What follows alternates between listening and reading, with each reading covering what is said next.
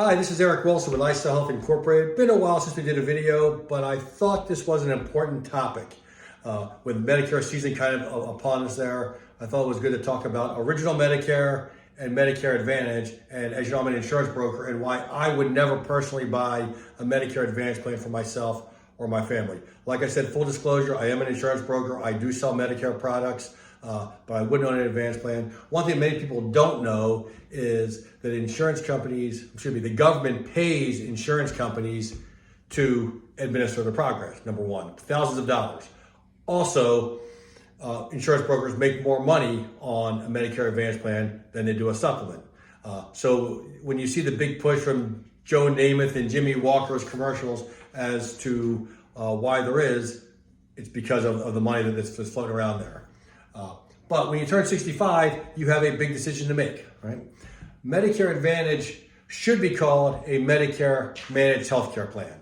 It takes you off Medicare from the government. And as I mentioned a second ago, the government pays, the insurance company thousands of dollars every month to take the member off their hands, right?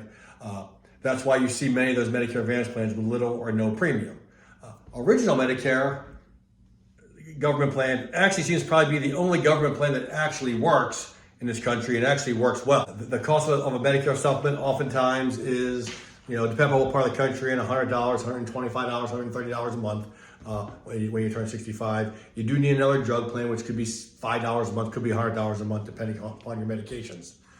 The Medicare Advantage plans are oftentimes $0 plan or a $50 a month plan, and have the prescription drugs and dental and vision, all those things included in it. One thing you'll find with all insurance, not just Medicare Advantage, but any insurance, the cheaper it is, the more restrictive it is. I'll say that again, the more restrictive it is.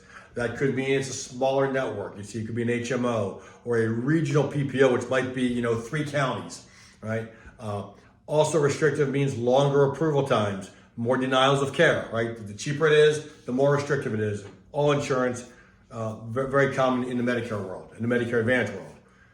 The most common Medicare supplement is Medicare Plan G, G as in George. It's silly, you have Part A and Part B, and then you have plans, right? Kind of like you have your hand and you have your fingers, I guess, kind of. But the Plan G is the most common. And with that, your only out-of-pocket expense every year is the Part B deductible, which is for right now is $226. Then you have 100% coverage.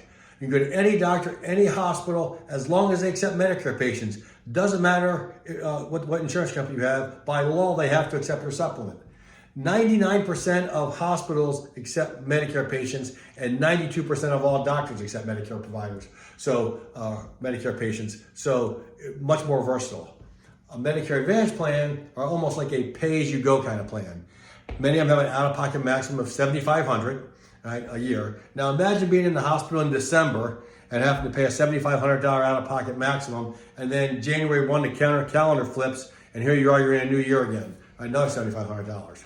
So that could be a lot of money. And again, you have the restrictions there. If you're a snowbird, you spend part of your time in the north and part of the time in the south. Medicare Advantage oftentimes don't work because then you're out of network. The out-of-network cost could be twice as much. So the 3 biggest reasons that to summarize as to why I would not own a Medicare Advantage plan are, first of all, the networks. On a Medicare Advantage plan, you have a network. You have to go to the company store. The HMO will be limited. There are PPOs, but they're not like your major medical PPOs. Most of the PPOs don't even cross state lines. There are some, and it depends on what part of the country you're in, but oftentimes they don't cross state lines, right? And a region, like I said, might be 3 or 4 counties, and out of network, twice as much. With a supplement, there is no network, right? Any doctor, any hospital, as long as they accept Medicare patients, they must take your supplement, and as I mentioned, there's a lot of them there. Also, pre-authorization, number 2. Pre-authorization is required, right? 72% of all Medicare Advantage procedures require pre-approval from an insurance company. Sometimes it's a requirement to get a test done. Sometimes you need to get MRI, has to get approved. There's also a recent report from the Office of the Inspector General that talks about insurance companies denying claims that should be paid under Medicare, right? I'll say that again. Claims get denied by an insurance company that we get paid under original Medicare. With a supplement, the insurance company has no say in the matter, right? It follows Part A and Part B rules, so if it's medically necessary, it's done. The insurance company is out of the equation, and the supplement just supplements what Medicare pays. So if Medicare pays it, the supplement pays too. Medicare makes a determination. And then the big one is permanent.